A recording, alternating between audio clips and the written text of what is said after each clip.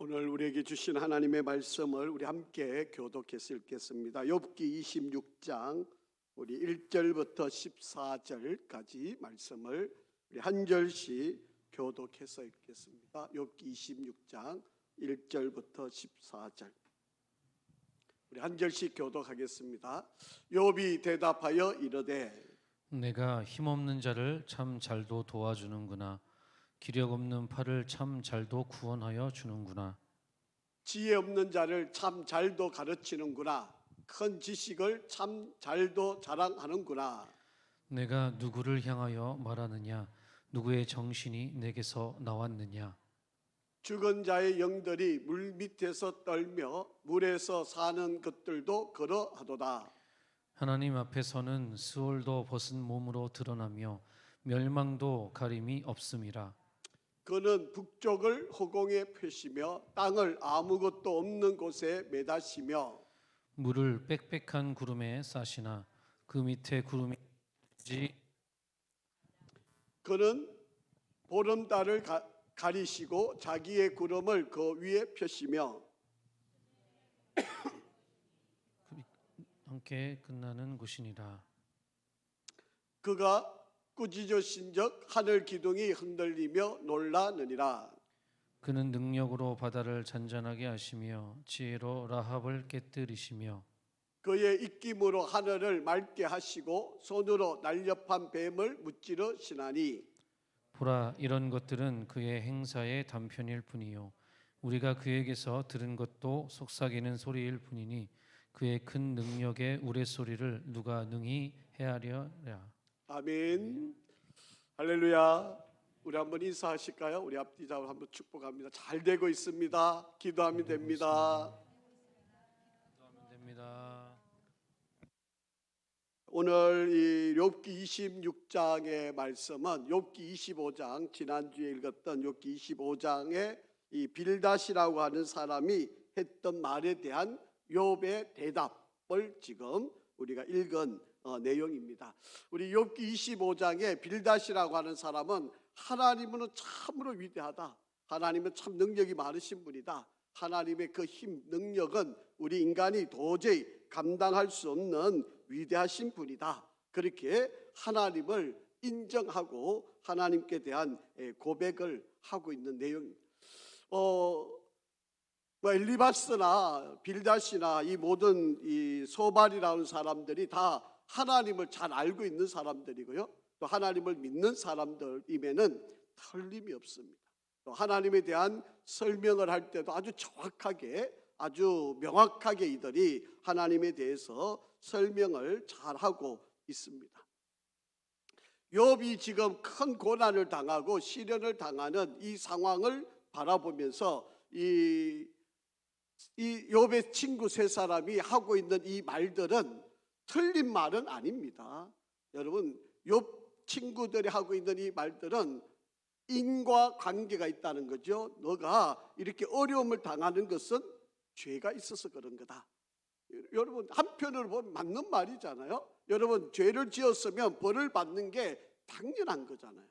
또 나쁜 짓을 하면 거기에 따르는 결과가 있어야 세상 사람들이 잘못을 안 하려고 그러잖아요. 그러니까 어떤 원인이 있어서 거기에 따르는 결과가 당연히 나타나는 것은 이거는 당연한 이야기고 이거는 우리가 다 이해할 수 있는 이야기예요. 자, 그런데 세상이 다 그렇게만 흘러가느냐? 그렇지 않잖아요. 우리가 다 이해할 수 없는 일들이 너무 많이 일어나고 특히 욥은 나름대로 물론 본인 자체가 뭐 대단한 의인이라고 생각하지 않지만 그래도 나름대로는 의롭게 살려고 부단히 노력을 했던 바로 그런 사람이었음을 설명을 하고 있는. 그러니까 때로는 의를 행하다가도 고난 당할 수도 있다는 거죠. 또 하나님의 의를 드러내기 위해서 때로는 믿음의 사람들을 시험의 고난 가운데 우리를 던져 놓을 수도 있다는 거죠. 그러니까 어떤 어려움이 오고 문제가 오는 것은 다 뭐다? 죄 때문만은 아니다라고. 여러분, 예수님께서도 이렇게 설명하셨잖아요. 대부분의 사람들이 병이 찾아오면 원인을 어디다 둡니까? 죄 때문이라고 들은 거죠. 그것도 조금 더 발달된 이해하는 사람은 부모의 유전, 부모의 어떤 유전에 의해서 병이 생길 수도 있다고 이해를 했던 거죠. 그런데 예수님이 뭐라 그러세요? 하나님의 영광을 위해서 때로는 너희들에게 병이 찾아올 수도 있다. 이렇게 예수님이 말씀을 하시잖아요. 여태까지는 죄 때문에 병이 생긴다고 생각했어요. 그러니까 그렇게만 이해를 해왔었는데 예수님은 그게 아니라는 거죠. 때로는 하나님의 영광을 드러내기 위해서 너희들에게 병이 찾아올 수도 있다. 그렇게 이야기를 하시는 거예요. 그러니까 여러분, 세상의 모든 이치가 다 인과관계만 되어가지고 이런 일이 생겼으니까 당연히 이런 일이 생기고 이런 일 때문에 이런 결과가 나타나고 이러면 세상 사는 재미가 없잖아요. 그런데 다 그렇게만 되어지는 일들이 아니에요. 그런데 때로는 우리가 이해할 수도 없고 우리가 다 깨달을 수도 없는 일들이 많이 일어나요. 여러분이 지금까지 살아오시면서 경험한 수많은 일들을 한번 가만히 되돌려 보세요. 때로는 물론 우리가 열심히 했는데도 때로는 어려움이 찾아올 수도 있어요. 때로는 내가 잘못했을 때 물론 어려운 일이 있을 수도 있었지만 때로는 내가 좀 더 열심히 좀 더 하나님께 가까이 믿음 생활 좀 더 잘하려고 그럴 때 우리에게 찾아오는 어려움도 있었잖아요. 그때 여러분 그걸 어떻게 이해하고 받아들였어요? 여러분, 우리가 일어나고 있는 모든 상황을 그냥 답이 딱 정해 있는 것처럼 그렇게 우리가 살아가는 신앙의 길은 아니다라고 하는 거예요. 자, 오늘 그래서 이 빌닷이라고 하는 사람은 그래서 우리가 인간 하나님에 비하면 우리는 구더기 같은 존재다 이렇게 이야기를 합니다. 맞죠? 우리가 하나님에 비하면 벌레만도 못한 존재인 것은 뭐 틀림없는 사실. 그런데 우리 하나님은 그런 구더기 같은 인간도 사랑하시죠. 벌레만도 못한 우리 인간도 하나님은 사랑하시는. 그러니까 그 하나님의 그 놀라운 은혜와 능력과 사랑은 이해 못하고 그냥 하나님은 무조건 벌 주시는 분, 하나님은 무조건 심판하시는 분, 하나님은 무조건 잘못을 책망하시는 분, 이렇게만 알고 있으면 우리가 믿음 생활하기가 쉽지 않은 거예요. 자, 이런 일에 대한 이제 이렇게 빌닷이 공격해왔던 이야기에 대해서 욥이 오늘 26장에서 이렇게 답을 하고 있어요. 한마디로 요약을 하면 우리 하나님은 크신 사랑을 가지신 분이에요. 우리가 다 이해는 못하지만 하나님은 대단한 놀라운 하나님은 사랑의 하나님이시다. 이렇게 욥은 답을 하는 거예요.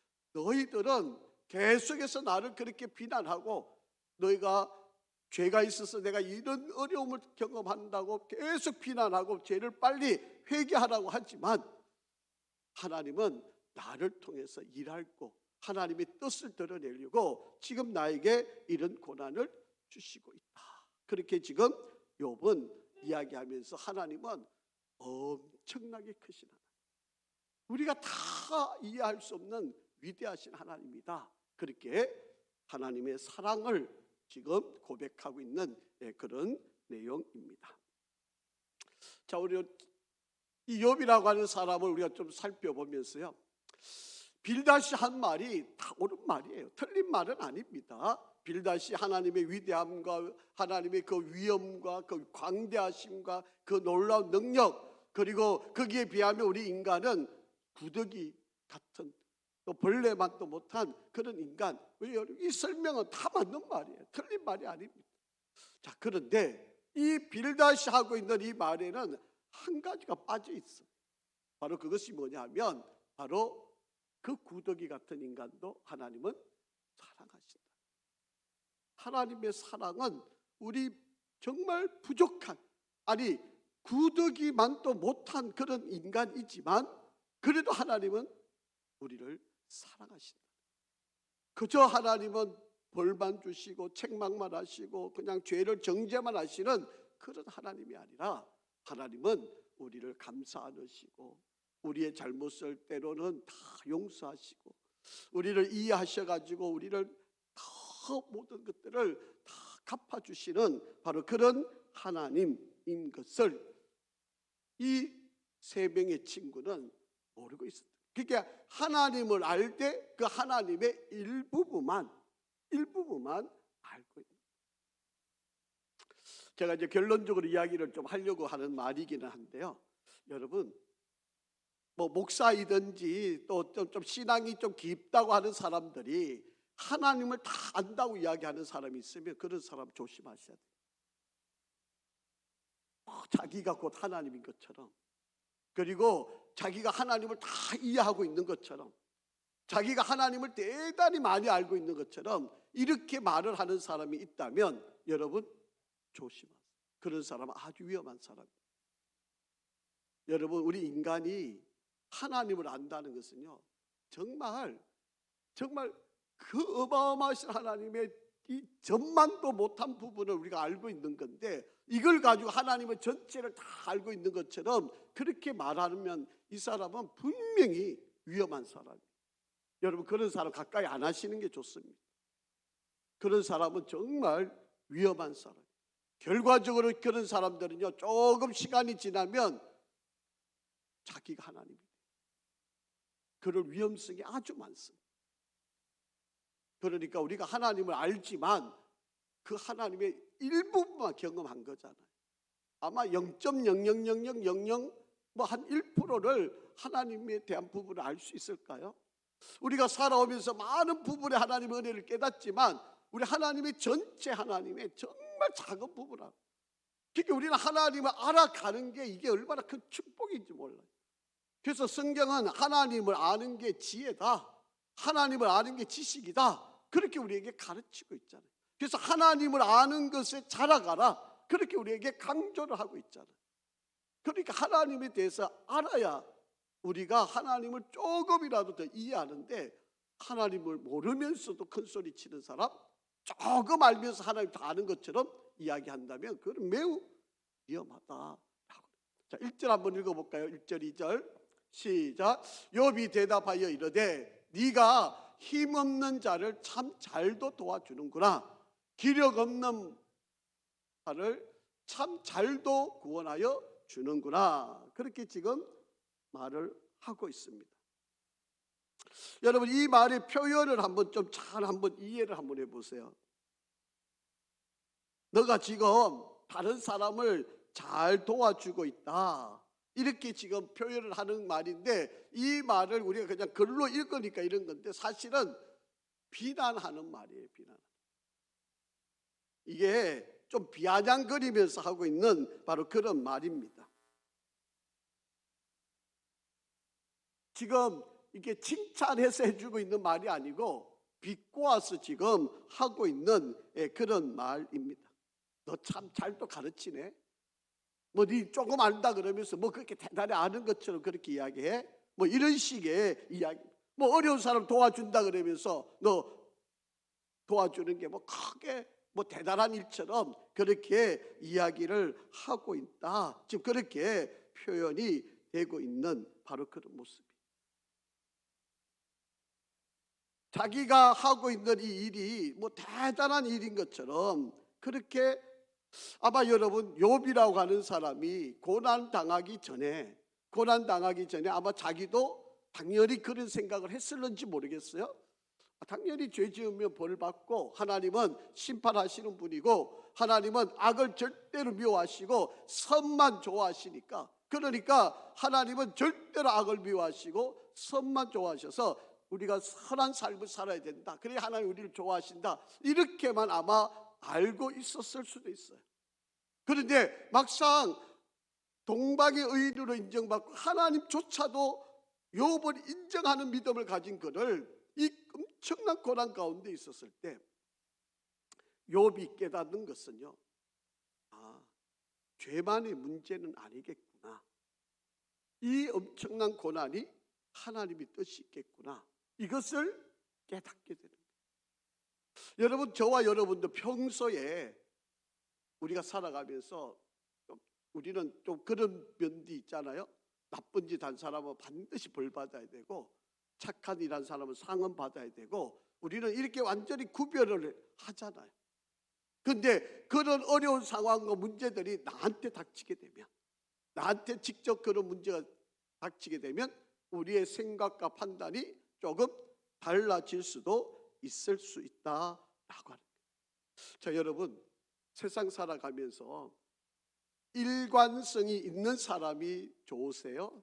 아니면 이랬다 저랬다 하는 사람이 여러분 좋으세요? 여러분 어떠세요?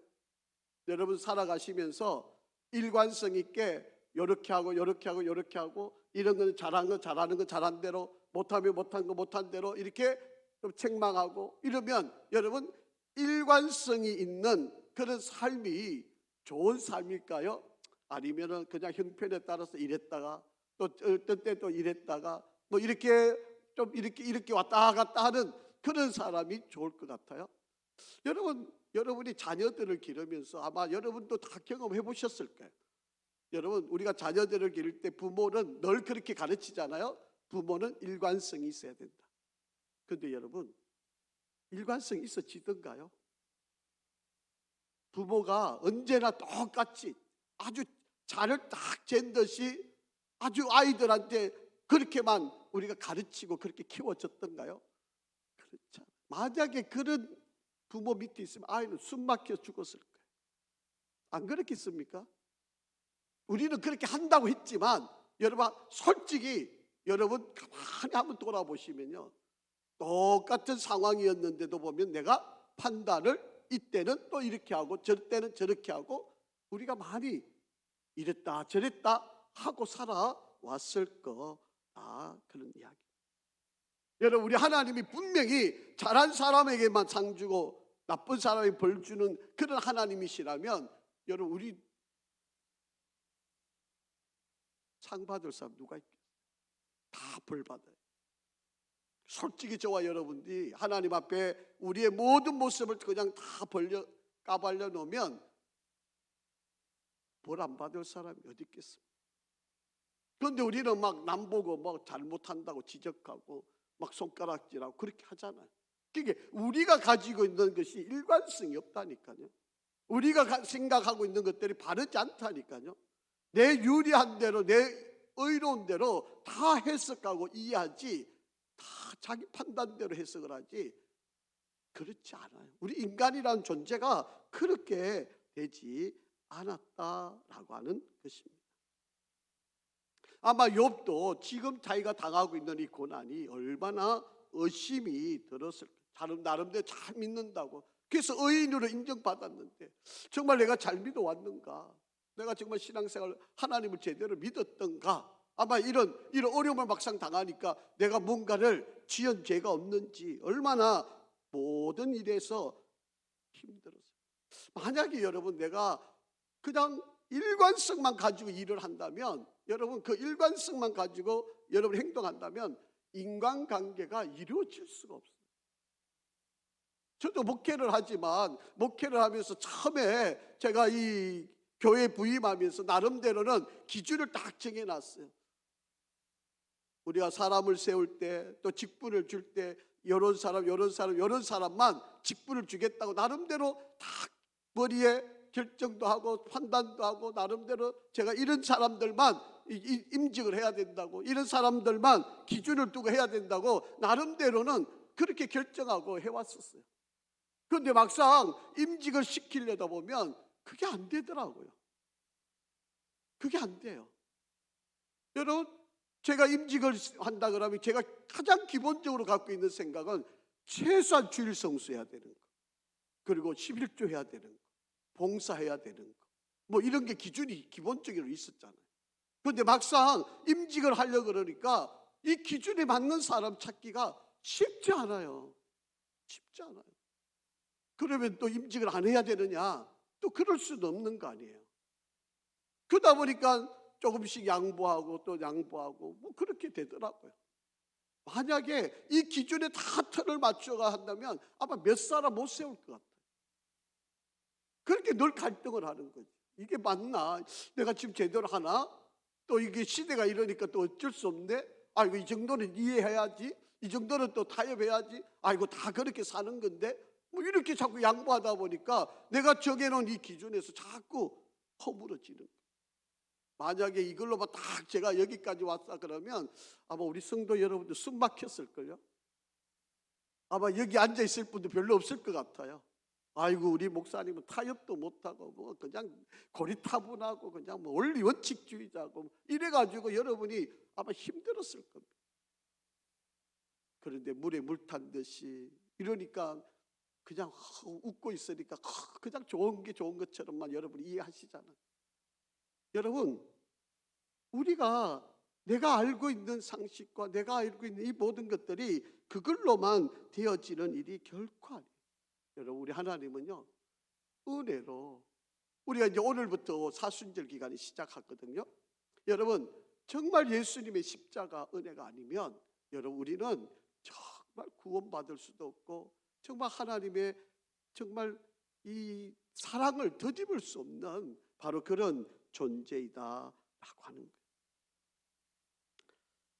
자, 그래서 성경에 이런 말씀이 있어요. 3절 먼저 한번 읽어보죠. 3절 시작. 지혜 없는 자를 참 잘도 가르치는구나. 큰 지식을 참 잘도 자랑하는구나. 그렇게 이야기를 합니다. 좀 똑똑하다는 거죠. 잘났다는 거죠. 이게 모든 것이 자기가 생각하고 있는 그 모든 것들을 잘.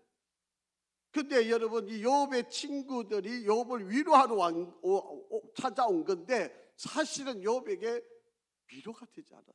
지금 3번씩 지금 욥에게 계속 이야기를 해왔는데 욥에게 사실은 위로가 전혀 오히려 괴로움만 더 안겨주는 바로 그런 상황이 되었던 것을 볼 수가 있습니다. 그러니까 여러분, 우리 인생에서 하나님의 사랑을 만약에 빼버린다면 우리가 과연 어떻게 될까? 한번 여러분 생각해요.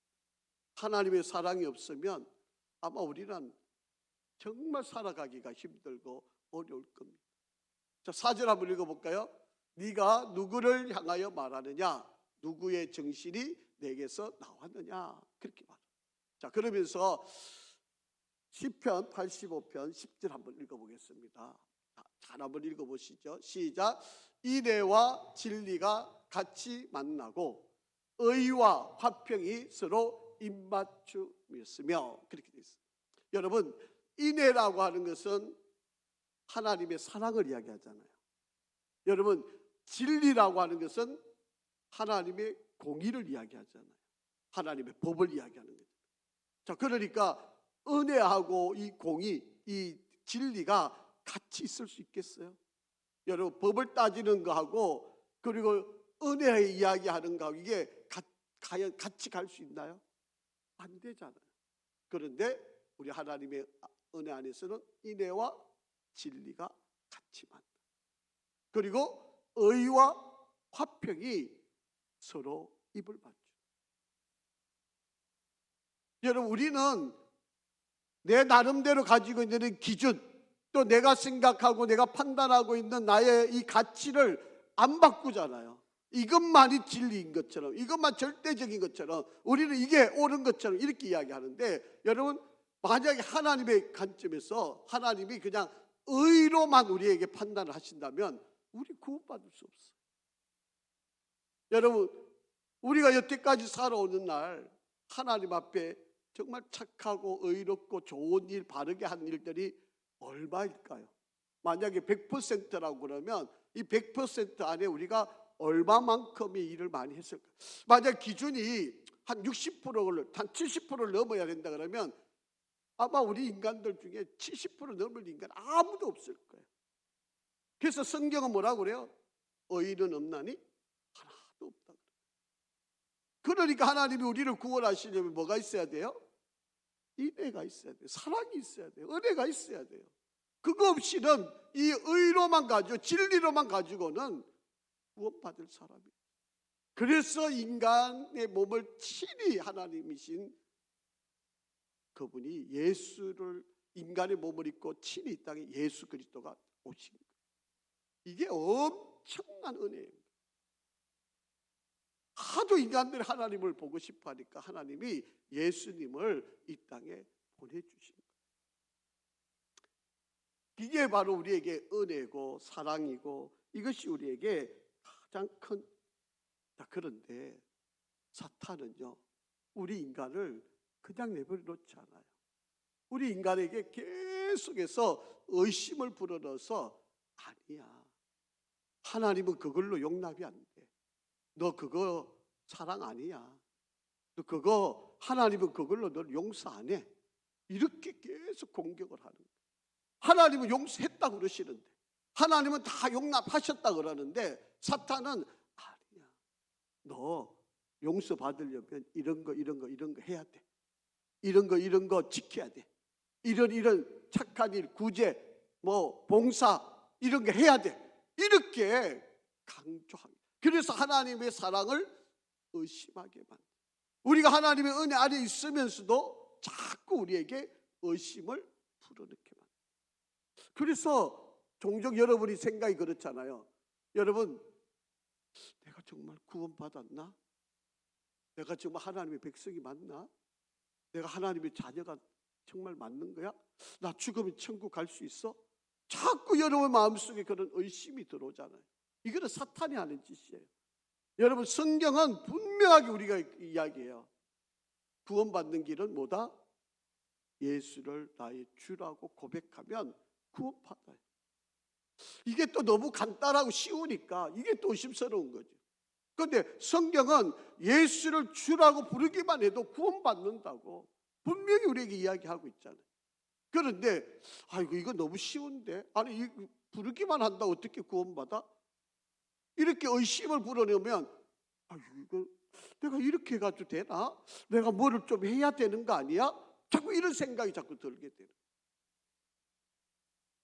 여러분, 자식이 부모님한테 내가 뭐를 해야 부모와 자식의 관계가 유지가 되는 건가요? 여러분, 이미 자녀가 되었으면 가만히 내버려둬도 자녀인 거예요. 그렇잖아요? 너 자식이 내가 엄마한테 사랑을 받기 위해 엄마한테 뭘 하기 위해서 뭐를 해야 된다고. 제가 오늘 멕시코에 있는 이제 셋째가 이담인데, 이 이담이하고 하도 삐삐하고 통화를 해야 된다고 그래가지고 제가 길을 걸어가고 있는데 이제 이렇게 전화가 와가지고 이제 받았어요. 이담이가 삐삐 뻥튀기 까자가 먹고 싶어. 아주 애절하게 이야기하는 거예요. 그래서 제가 그래, 내가 사서 보내줄게. 미미 멕시코 갈 때 내가 사서 보내줄게. 이만큼 사다 줄게. 이렇게 이야기했어요. 그러니까 이담이가 뭐라고 이야기하는 거면 삐삐 그게 얼마야? 이제 조금씩 이 돈을 이제 아마 좀 알아가는 모양이야. 그게 얼마야? 이렇게 제가 뭐라고 답을 해야 되는지 모르겠어요. 그래서 제가 그냥 툭 튀어나온 말이 아마 $10쯤 될 거야. $10가 이만큼 큰 거야? 이제 이렇게 이야기하는 거예요. 아이들 입장에서 보면 이제 한 우리 돈으로 한 15,000원인데 이 15,000원이 그냥 엄청나게 커 보이는 거예요. 그게 전화해가지고 삐삐가 모든 걸 다 해줄 줄 아는 거죠. 전화 한 통하면 한국에서 그거를 뻥튀기 과자를 사줘서 이만큼 사줘서 보내줄 이게 부모 자식 관계잖아요. 그가 착한 일을 하고 내가 뭐를 하니까 아빠가 나한테 뭐 해주고 이런 관계가 아니잖아요. 여러분, 하나님과도 마찬가지. 하나님과 우리의 관계는 그저 하나님과 자식 그냥 그런 관계예요. 그런데 자꾸 우리는 주눅이 들어가지고 뭐를 해야 되고 이런 생각을 우리가 자꾸 가지게 된다라고. 자, 잘 보세요. 오늘 욥이 이제 하나님에 대해서 어떻게 표현을 해가는가 한번 보세요. 자, 5절 6절 한번 읽어볼게요. 시작. 죽은 자의 영들이 물 밑에서 떨며 물에서 사는 것들도 그러하도다. 하나님 앞에서는 수월도 벗은 몸으로 드러나며 멸망도 가림이 없음이라. 그렇게 합니다. 우리 하나님의 위대하심이 얼마나 큰지. 하나님은 죽은 자들의 영들이 물 밑에서 뜬다. 그래서 여기 물 밑이라고 말은 엄부, 소울을 이야기하는 거겠죠. 혹은 또 무저갱이 이런 즉. 여러분, 하나님은 지옥도 다 알고 계시고요. 또 물에 있는 것, 사는 것들도 다 알고 계시고요. 하나님 앞에서 수월도 벗은몸같이 다 드러나게 되고요. 멸망도 죽음도 가릴 수가 없는, 덮개가 없어서 다 드러날 수밖에 없는, 하나님은 다 알고 계신다.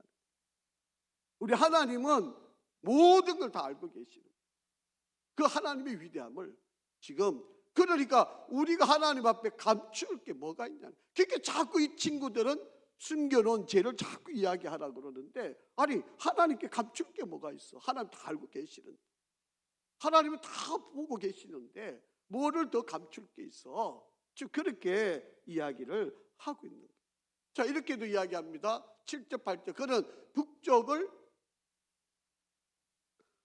북쪽을 허공에 펴시며 땅을 아무것도 없는 곳에 매다시며 물을 빽빽한 구름에 사시나 그 밑에 구름을 찢어지지 아니하느니라. 하나님이 이 천지 우주 만물들을 다스리는 능력이 이렇게 위대하십니다. 여러분, 이 지구가 이 공중에 그대로 떠 있는 거잖아요. 그 하나님이 이 모든 것들을 다 다스리고 이것을 인도하고 있다라고 합니다. 그는 보름달을 가리시고 자기의 구름을 그 위에 펴시기도 하시고 수면의 경계를 그으시고 빛과 어둠이 함께 끝나는 곳에 있다. 그가 꾸짖으신 적 하늘 기둥이 흔들리며 놀라느니라. 하나님이 이 모든 세계를 다스리고 또 인도하고 또 지키시고 모든 것을 보호하고 계신다. 하나님이 우리가 감추려 감출 수도 없고 안 볼래 안 볼 수 없는 모든 것을 알고 계시는 분이 하나님이 이렇게 크다. 그 앞에 우리가 뭐를 더 감출 수가 있겠느냐라고 이렇게 표현도 했어요. 12절 13절 그는 능력으로 바다를 잔잔하게 하시며 지혜로 라합, 이 라합은 바다의 괴물을 이야기하는 겁니다. 바다의 괴물을 깨트리시며 그의 입김으로 하늘을 맑게 하시고 손으로 날렵한 뱀을 무찌르시나니, 그렇게 표현을 하고 있습니다. 그러니까 하나님의 그 크심, 하나님의 그 놀라우심, 하나님의 그 무한하심은 우리가 어떻게 다 이해할 수, 표현할 수 없다. 그렇게 이야기를 합니다. 어떤 과학자에 의하면 지금 우주에 우리가 알고 우리가 발견한 것은 이 우주 전체의 2%래요. 우리가 지금 알고 있는 이 모든 우주에 발견한 모든 것들은 전체의 2%. 이걸 가지고 뭐 우주를 뭐 우리가 알리 많이 뭐 이렇게 평가한다는 것은 도저히 이해가 되지 않는 일이다. 우리 인간이 가지고 있는 이 생각과 모든 것은 너무나도 제한된 바로 그런 생각일 수밖에 없다. 우리가 알고 있는 것이 다가 아니에요. 우리가 지금 이해하고 있는 부분이 전체를 다 알 수 있는 부분이 아니다라고 하는 이야기입니다. 자, 14절도 한번 읽어볼까요? 시작. 보라, 이런 것들은 그의 행사의 단편일 뿐이요 우리가 그에게 들은 것도 속삭이는 소리일 뿐이니 그의 큰 능력의 우레소리를 누가 능히 헤아리라. 그렇게 우리가 하나님을 다 알 수 없다. 그렇게 이야기가. 권종희라고 하는 이 상담학 교수이신데요. 기독교 상담학 교수인데, 우리가 상대방을 안다고 하는 이 뇌의 인식이 어떤가를 이렇게 쭉 설명을 하셨던 분인데, 여러분, 우리가 상대방이 이야기 이렇게 대화를 하다 보면 우리 머릿속에 1초 상간에 200만 비트가 우리 머릿속에 이렇게 입력이 되어진대요. 그게 뭐 어떤 우리 오감을 다 통해 가지고 한 사람에 대한 모든 말하는 것부터 해가지고 그거를 내 머릿속에 그 짧은 순간에 이해하고 판단하고 결정하고 뭐 이 모든 것, 그리고 얼굴 모양새, 입 모양새, 이 뭐 옷 색깔 뭐 이런 거 전체를 다 통해서 1초 안에 우리가 200만 비트가 내 머릿속에서 뇌에서 막 움직인대요. 그런데 그렇게 다 움직이고 난 뒤에 남는 거, 내 머릿속에 기억되어서 남는 게 134비트라고 하는 거예요. 여러분 200만 비트가 내 안에 들어왔었는데 정작 내 머릿속에 남는 것은 134비트밖에 남지 않는다는 거예요. 그러니까 여러분, 내가 1초 안에 그 사람에 대해서 200만 비트가 내 머릿속에 들어와서 내가 인식이 되었는데, 근데 이게 1초가 지나가고 난 사이에 내가 판단하고 내가 결정하고 내가 이해하고 내가 받아들이고 난 뒤에 내가 그 사람에 대해서 알고 있는 것은 134비트밖에. 그러니까 이거를 뭐 나누어 보면 정말 우리가 작은 걸 아는 거예요. 그런데 여러분 머릿속에 그동안 그 사람에 대한 이야기나 판단이나 모든 것들이 우리는 받아들였다고 이해하지만 그 중에 아주 작은 일부분만 내 머릿속으로 갖고 있는 거예요. 그러니까 우리가 남을 함부로 판단하고 비판할 해서는 우리가 그만큼 연약한 존재라, 우리가 그만큼 부족하다는 거예요. 제가 종종 경험하는 일 중에 한 가지는요, 우리 이렇게 친구들끼리나 이게 목사들이 이렇게 같이 앉아서 똑같이 이야기를 해요. 이제 누군가가 이야기하면 이제 한 5명이 앉아 있으면요, 그 한 사람이 이야기한 것을 5사람이 듣는 게 다 달라요. 다 달라요. 왜냐하면 자기가 가지고 있는 감정과 생각과 자기가 여러 가지 머릿속에서 생각하고 있는 것을 가지고 그 사람이 앞에 했던 말들을 가지고 받아들이는 이해가 5명이 다 달라요. 그러니까 사람들끼리 자꾸 싸움이 나는 거예요. 앞에서 한 말은 똑같은 말이라고 자기는 했는데, 근데 이 사람도 또 지나서 보면 또 다시 말해보면 또 말이 또 틀리잖아요. 여러분, 우리도 받아들이는 사람마다 다 다른. 그래서 우리는 일관성 있기가 참 어려워요. 근데 우리 하나님은 그런 분이 아니시다라고 하는 것입니다.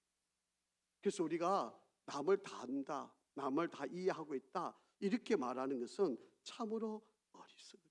그런데 우리 하나님은요, 전지전능, 무소부재 하신 분이시다. 한번 성경 읽어보죠. 시편 139편 7절에서 18절까지 말씀인데요, 한번 읽어볼까요? 시작. 그가 주의 영을 떠나 어디로 가며 주의 앞에서 어디로 피하리까? 내가 하늘에 올라갈지라도 거기 계시며 서울에 내 자리를 펼지라도 거기 계시니이다. 내가 새벽 날개를 치며 바다 끝에 가서 거주할지라도 거기서도 주의 손이 나를 인도하시며 주의 오른손이 나를 붙드시리이다. 내가 혹시 말하기를 흑암이 반드시 나를 듣고 나를 두른 빛은 밤이 되리라 할지라도 주에게는 흑암이 숨기지 못하며 밤이 낮과 같이 비추이다니 주에게는 흑암과 빛이 같음이니이다. 주께서 내 내장을 지으시며 나의 모태에서 나를 만드셨나이다. 내가 주께 감사함은 나를 지으심이 심히 기묘하심이라. 주께서 하시는 일이 기이함을 내 영혼이 잘 아나이다. 내가 은밀한 데서 지음을 받고 땅의 깊은 곳에서 기이하게 지음을 받은 때에 나의 형체가 주의 앞에 숨겨지지 못하였나이다. 내 형질이 이루어지기 전에 주의 눈이 보셨으며 나를 위하여 정한 날이 하루도 되기 전에 주의 책에 다 기록이 되었나이다. 하나님이여, 주의 생각이 내게 어찌 그리 보배로우신지요, 그 수가 어찌 그리 많은지요. 내가 세려고 할지라도 그 수가 모래보다 많도소이다. 내가 깰 때에도 여전히 주와 함께 있나이다. 아멘. 여러분, 우리 하나님이 나를 알미 얼마나, 그러니까 우리 하나님 앞에서 감출 수도 속일 수도 가릴 수도 없는 바로 그런 분이시다라고 하는 것을 우리가 잘 한번 여러분이 이해를 하셔야 돼요. 그렇기 때문에 우리 하나님은 하나님 앞에서 우리의 모든 것이 어떠한 상황에도 바뀜이 없이 흔들림이 없이 우리를 사랑하고 계십니다.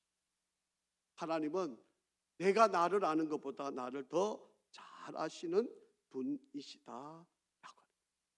제가 앞에서 말씀을 드렸지만 여러분, 우리가 하나님을 알아가는 기쁨을 누려야 돼요. 우리가 지금 새벽기도 임직자들을 위한 새벽기도를 하고 있는데 제가 골로새서의 말씀을 지금 계속 전하고 있습니다. 골로새서의 주제는요, 그리스도를 알아가는.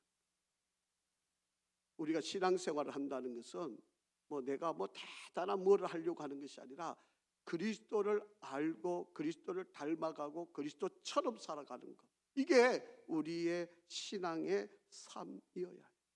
그런데 내가 알고 있는 게 전부라고 생각해가지고 내가 하나님을 다 아는 것처럼, 내가 그리스도를 다 아는 것처럼 생각하면 이것은 오산이에요.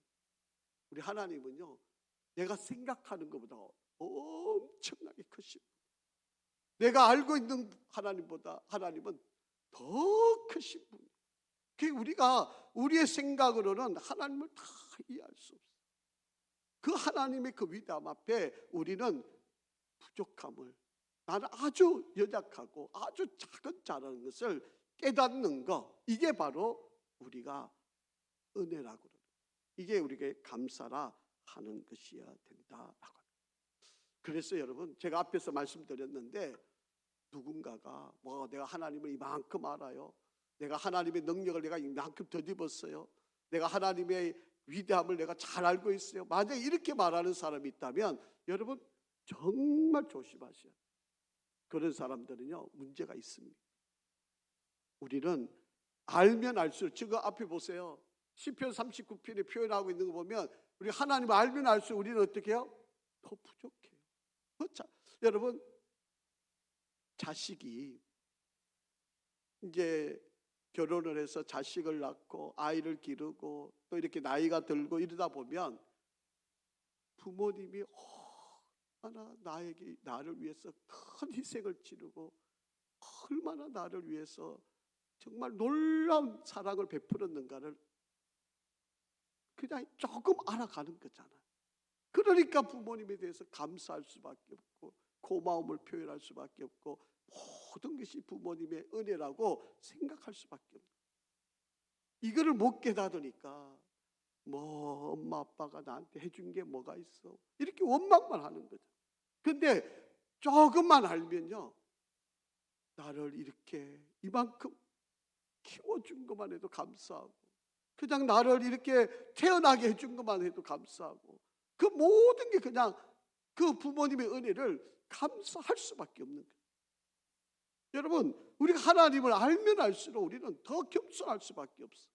하나님을 알면 알수록 그 하나님의 크신 사랑을, 여러분, 구약시대에는요 율법을 지켜야 됐잖아요. 605가지. 제가 이제 이번 주일날 설교를 하려고 하는데, 예수님이 베데스다 목가에서 38년대 병자를 고치시잖아요. 그런데 그 예수님 뭐라고 말씀하셨는가 하면, 병만 나서 주셨어도 참 괜찮으셨을 것 같은데, 예수님이 그 베데스다 목가에 있었던 그 병자한테 일어나 내 침상을 들고 가라, 이렇게 말씀하셨어요. 그런데 그날이 안식일이었더라, 이렇게 성경에 기록이 되어 있어요. 일어나서 걸어가라 이렇게 말씀하셨으면 기적이 일어난 거잖아요.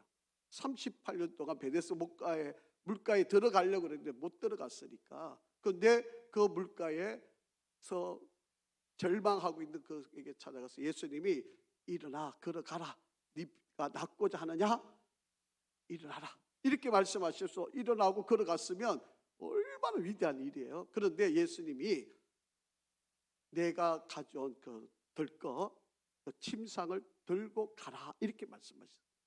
그러니까 주위에 있던 바리새인들하고 사두개인들, 장로들이 안식일이니까, 여러분, 유대인들이 그 605가지 중에 어떤 게 있는가 하면, 안식일 날 해서 안 되는 일, 내가 길을 가다가 침을 뱉어요.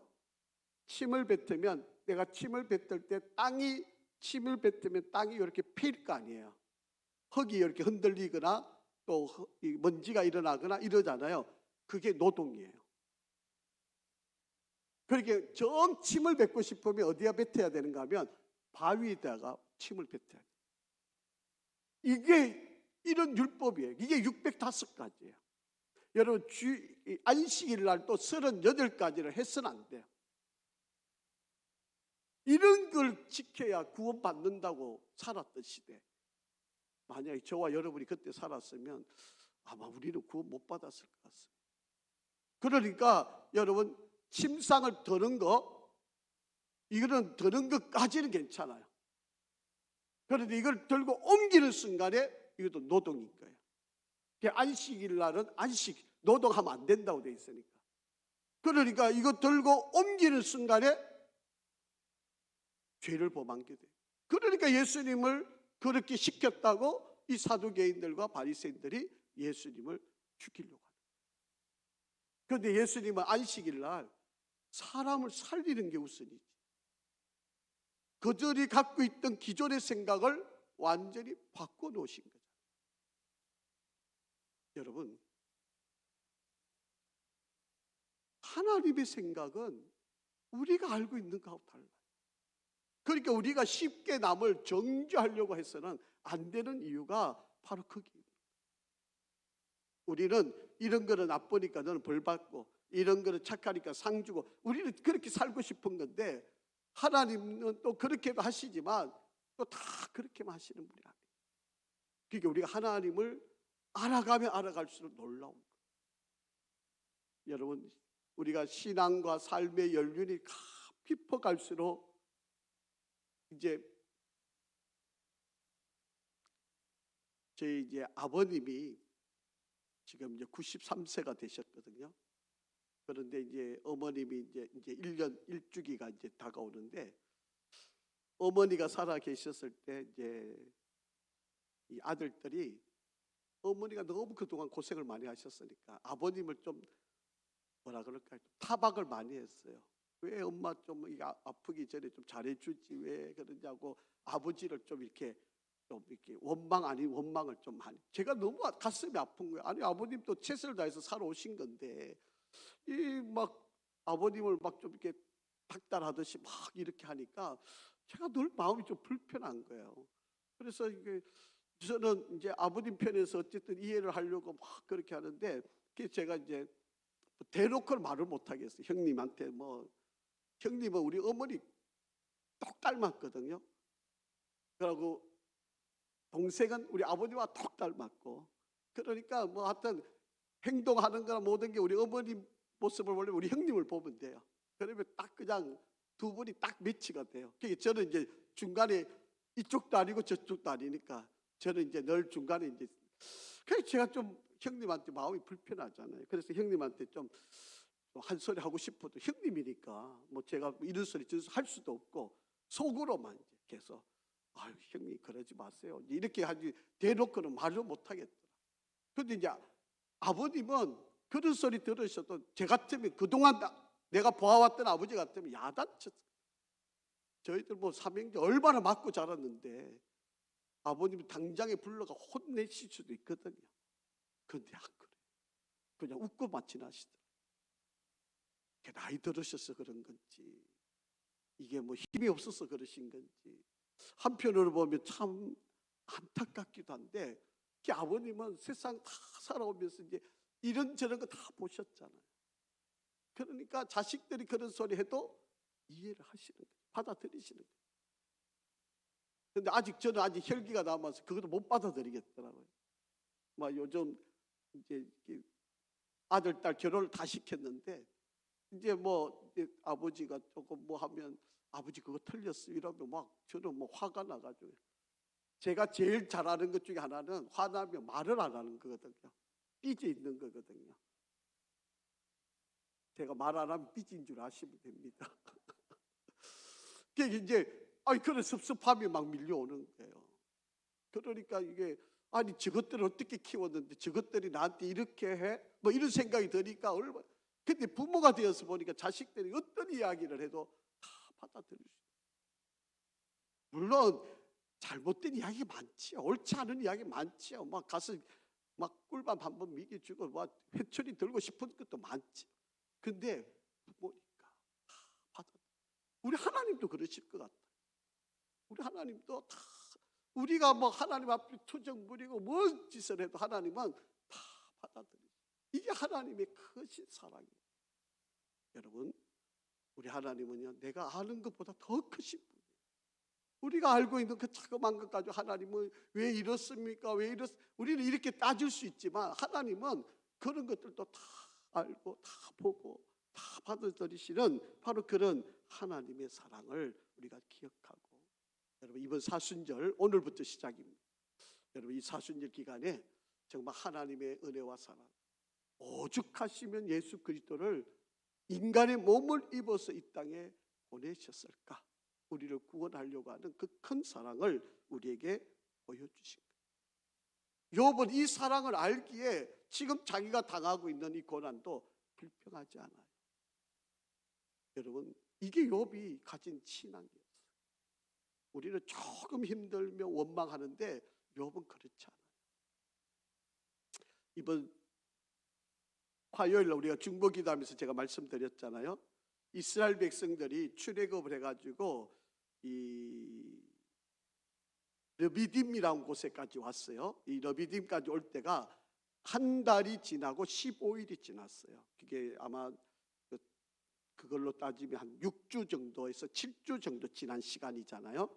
여러분 우리 남자들이 군대를 가면 훈련을 받으면 보통 6주를 훈련받아요. 6주를 훈련받으면 세상에 있던 것을 다 내려놓고 이제 명령만 하면 순종하는 그런 군인으로 만드는 기간이 6주예요. 6주만 훈련을 잘 시켜놓으면 어떤 명령에도 순종하게 되는 군인으로 탈바꿈이 돼요.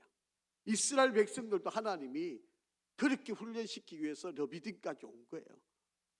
그런데 여러분 르비딤이 왔는데 물이 없다고 하나님을 대놓고 삿대질하고 막 우리를 죽일 데가 없어가 여기. 근데 여기 보세요. 여러분 썸물을 만났을 때 마라라고 하는 곳에 썸물을 만났을 때 하나님께서 나무 가지를 던져가지고 단물을 만들어 주셨대요. 이것도 얼마나 놀라운 기적이에요. 그런데 배가 여러분 반나절만 가면 하나님 다 예비해 놨어요. 엘림이라는 곳에 여러분 12종려 나무에 70샘 있어서 다 편하게 쉬고 먹을 수 있는 거 다 준비해 놨는데 그걸 못 참아가지고 그 반나절을 못 참아가지고 이들이 하나님을 원망했다. 또 출애굽해서 이제 또 떠나는데 먹을 거 없다고 하나님을 원망하니까 하나님이 만나를 매일 아침마다 내려주셨다. 그런데도 안 받아. 여러분 군인들도 남자들도 6주만 훈련받으면 군인으로 탈바꿈이 되는데 이들은 지금 하나님이 훈련시키겠다고 이렇게 6주를 끌고 왔는데 안 받게. 그래서 하나님이 광야를 40년을 돌게 하신 거예요. 그래서 하나님이 반석을 쳐서 물을 내게 하신 거예요. 여러분 물을 내려면 땅을 파서 물을 내야 되는 게 정상이잖아요. 얼마나 하나님 답답하셨으면 반석을 쳤는데 물이 나오게 하셨어요. 하나님의 마음을 알만한 거잖아요. 그런데도 이스라엘 백성이 안 바뀌어요. 그래서 하나님이 광야를 40년을 돌게 만들어요. 그래서 여호수아와 갈렙만 들어가요. 여러분 우리가 정말 내게 어떤 고난이 와도 하나님의 뜻임을 믿고 순종하고 걸어가는 것, 이게 오늘 우리가 욥을 통해서 계속 배워야 하는 지혜. 여러분 우리가 욥은 입술로도 죄를 안 지으려고 노력한 사람. 우리는요 쉽게 말 한마디 던지는 말이 얼마나 위험하다는 것을 우리가 잘 기억하셔야 되고요. 그래서 우리는 정말 내가 속으로 삭히고 얼마나 여러분 가슴이 문드러지는 한이 있더라도 우리가 이 욥은 얼마나 하고 싶은 말이 많았겠어요. 그럼에도 얼마나 이렇게 하나님을 찬양하고 하나님의 사랑을 고백하고 하나님의 뜻이 있음을 믿고 하나님의 인도하심을 따르고 이렇게 믿음의 길을 걸어왔어요.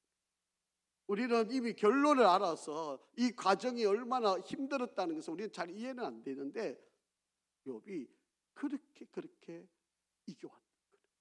이게 고난을 이겨내는, 여러분 이해 안 되잖아요. 욥은 여러분 욥이 이것을 쉽게 받아들이지 못하잖아요. 자기는 하나님 잘 믿었던 사람으로 생각했고 하나님으로부터 인정받았던 사람인데 지금 자기에게 이런 고난이 있으니까 이걸 어떻게 이해하겠어요? 그럼에도 불구하고 이해하지 못한 고난이어도 욥은 받아들입니다.